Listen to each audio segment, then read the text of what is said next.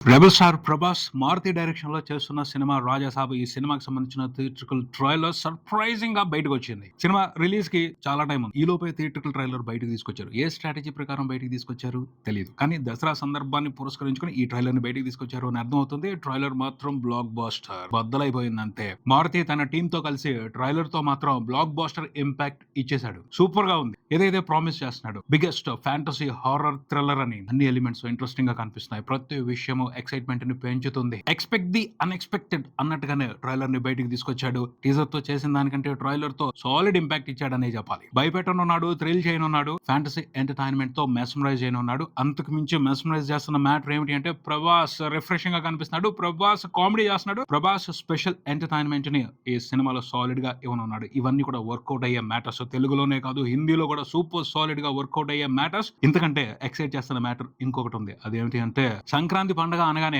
అనిల్ రావుపూడి బరిలో ఉన్నాడు అనగానే ముందల అదృష్టం అతని వైపుకే వెళ్ళిపోద్ది. పార్షియాలిటీ చూపిస్తుంది. ఏ సంక్రాంతి పండుగ అయినా చూడండి, అతను ఆల్మోస్ట్ బ్లాక్ బాస్టర్ కొట్టాడు అంటే మిగతా సినిమాలు డౌన్ ఉంటున్నాయి. వాటికి సంబంధించి నెగిటివ్ టాక్ రావటం మూలంగా, అవి సైడ్ అయిపోవటం మూలంగా ఆ అడ్వాంటేజ్ ను ఉపయోగించుకుని సంక్రాంతి పండుగని ఓన్ చేసుకుని సెలబ్రేట్ చేసుకుంటున్నాడు. బట్ ఈసారి ఆ అవకాశం లేదు అనిపిస్తుంది. మారుతి కూడా పోటీలో నిలబడ్డాడు. అదృష్టాన్ని అనిల్ రావుపూడితో గట్టిగా పంచుకోనున్నాడు. పంచుకోవడం కాదు, పోటీ పడి లాక్కోనున్నాడు అని అనిపిస్తుంది ఈ ట్రైలర్ చూసిన తర్వాత. ఈసారి పోటీ ఈజీగా ఉండదు. ఖచ్చితంగా అనిల్ రావుపూడి టఫ్ ఫైట్ ని ఎదుర్కోవచ్చు రాజాసాబ్ మూవీతో అని అర్థం అవుతుంది. ఒక పక్కన సినిమాలో కంటెంట్ ఇంట్రెస్టింగ్ గా ఉండటం అనేది ఎక్సైట్మెంట్ పెంచుతుంటే, అనిల్ రావుపూడి అదృష్టం రాజాసాబ్ మూవీకి ఎలాంటి అడ్డంకులు క్రియేట్ చేస్తుందా అన్న ఎక్సైట్మెంట్ కూడా ఇంకొక పక్కన ఉంది. చూడాలి మరి ఏం జరుగుద్దో. ఈ విషయానికి సంబంధించి మీ ఒపీనియన్ ఏమిటి కామెంట్ చేయండి. ఈ వీడియో నచ్చితే లైక్ చేయండి.